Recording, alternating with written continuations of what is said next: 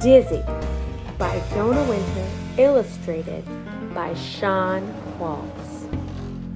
This is the story of one real cool cat who must have been born with a horn in his hands, judging from the way he played the trumpet.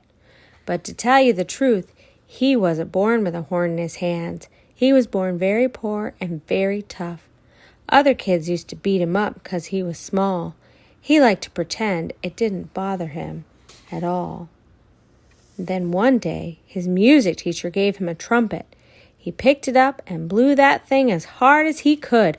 That felt good! He took all the anger he felt inside and blasted it through the end of his horn. It was really loud. He didn't care how it sounded, which was pretty bad at first.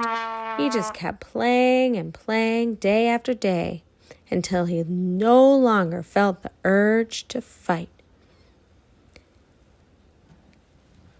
Till he was roaring.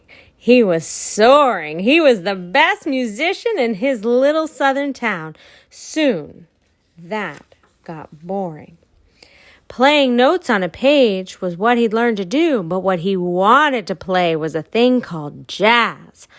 All over the radio, jazz was the rage. In jazz, you took a melody and played it all different ways. You made stuff up and changed every phrase. It was crazy. If a melody was like a rule, jazz was like breaking the rules, like inventing new rules. Jazz was like getting into trouble. It was fun. For the boy with the horn, fueled with a fire that burned with every fight, jazz was like a fire extinguisher. It was cool. For the boy with the horn stuck inside a podunk town in the deep south where white folks put you down, jazz was also like a ticket on a train to better days. So he boarded that train and moved up north to a place they called Philly. Right off the bat, he got a job in a jazz band and started acting silly. He'd fall off his chair, kick his feet in the air, flail around willy-nilly, play practical jokes on various folks. On certain nights, he'd elbow the piano man off the bench and play the keyboard with his left hand and the trumpet with his right. The older musicians soon got tired of these shenanigans. They wanted him fired. "Not a chance," said the boss. "This kid's a whiz. Even if he is a little dizzy." "Dizzy," said the trombone player. "Dizzy," said the drummer. "Dizzy," said the rest of the band. And even when Dizzy was a man, that's what he was called. He didn't mind.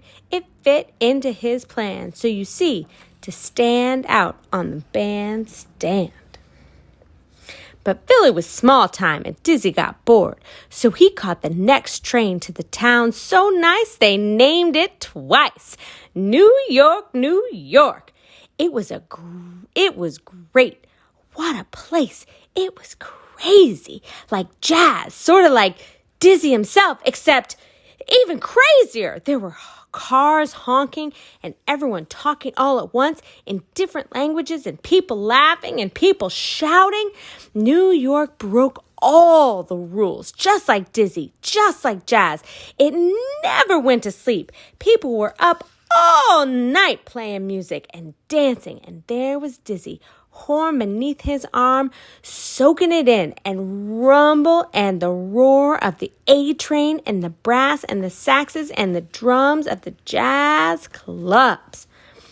And there was Dizzy up on stage with the best jazz band of them all.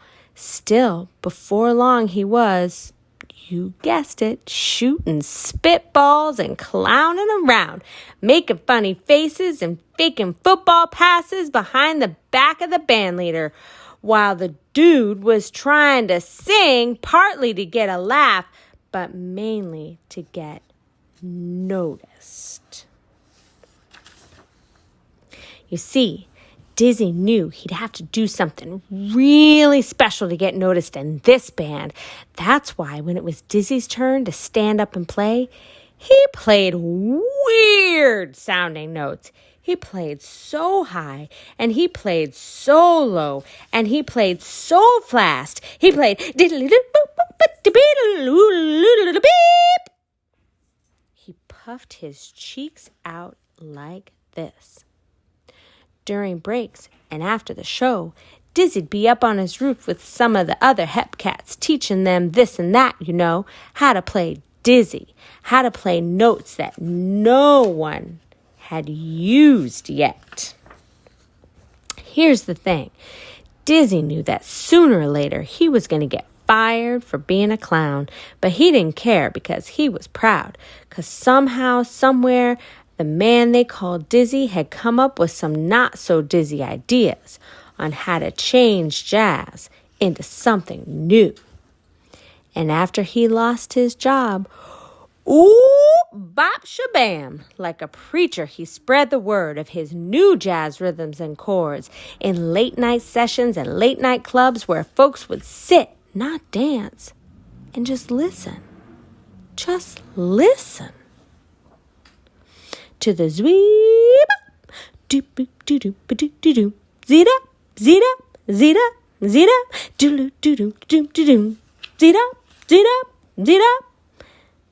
It was like he had taken a wrecking ball and smashed in the house of jazz till the walls came tumbling down. In his place, he built a new house, the house of cool jazz. Soon his whole name was up in big letters on the sign outside. Dizzy Gillespie. Dizzy Gillespie on top of the world. Going, going, going. Zidoo-doo-doo-doo-doo-doo, boom. Hiddly on his horn. And then if he ran out of notes, he'd say, bebop. That's what Dizzy called this crazy kind of jazz that he had invented just by having the courage to be himself, until the very thing that had gotten him into trouble so much, being a clown, breaking all the rules, had become the thing that made him great.